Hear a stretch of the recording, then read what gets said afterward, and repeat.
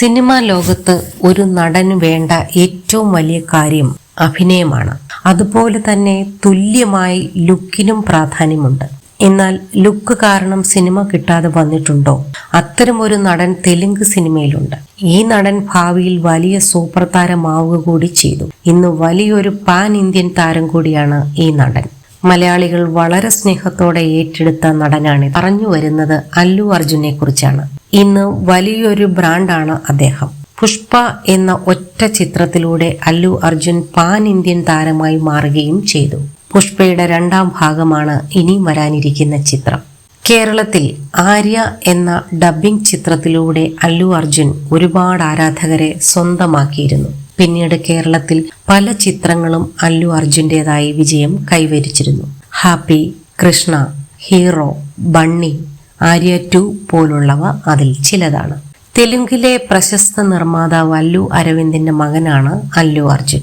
പക്ഷേ സിനിമയിലേക്കുള്ള താരത്തിന്റെ വരവ് അത്ര എളുപ്പമായിരുന്നില്ല. ഒരുപാട് പരിഹാസങ്ങളും പ്രതിസന്ധികളും താരത്തിന് നേരിടേണ്ടി വന്നിരുന്നു. അല്ലു അർജുന് മുമ്പ് കാണാൻ ഭംഗിയില്ലെന്നതിന്റെ പേരിൽ അവസരം ലഭിക്കാതിരുന്നിട്ടുണ്ട്. ആദ്യ ചിത്രമായ ഗംഗോത്രി വിജയമായെങ്കിലും നിരവധി പേരാണ് താരത്തെ പരിഹസിച്ചത്. സ്ക്രീനിൽ കാണാൻ ലുക്കില്ലെന്നായിരുന്നു പ്രധാന പരിഹാസം. അതുകൊണ്ട് രണ്ടാമത്തെ ചിത്രം ലഭിക്കാൻ അല്ലു അർജുന് ഒരുപാട് ബുദ്ധിമുട്ടി. വലിയ അവസരങ്ങളൊന്നും 2 വർഷത്തിലേറെയായി അല്ലുവിനെ തേടി വന്നിരുന്നില്ല. നിർമ്മാതാക്കൾ അല്ലുവിനെ വെച്ച് റിസ്ക് എടുക്കാനും താല്പര്യമുണ്ടായിരുന്നില്ല.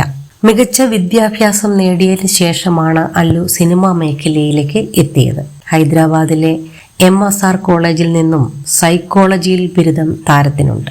പഠനം പൂർത്തിയാക്കിയ ശേഷം ആനിമേറ്റർ ഡിസൈനറായും താരം ജോലി ചെയ്തിരുന്നു. അന്ന് 3500 രൂപയായിരുന്നു ശമ്പളം.